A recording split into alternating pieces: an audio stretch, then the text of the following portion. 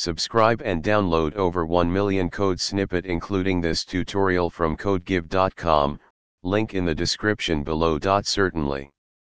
Converting NetCDF files to TIFF, tagged image file format, in Python can be achieved using the NetCDF4 library for reading NetCDF files and the rasterio library for working with raster data and TIFF files.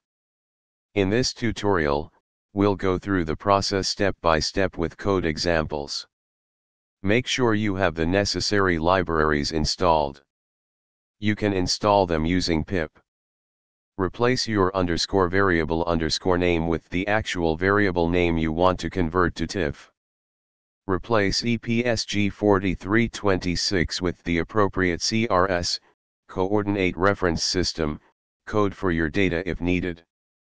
Replace path/to/your/nect/file.nc with the path to your NetCDF file, and path/to/save/output.tiff with the desired output.tiff file path.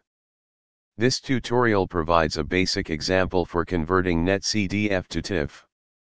Depending on the structure of your NetCDF file and the specific requirements of your data, you may need to adjust the code accordingly. ChatGPT.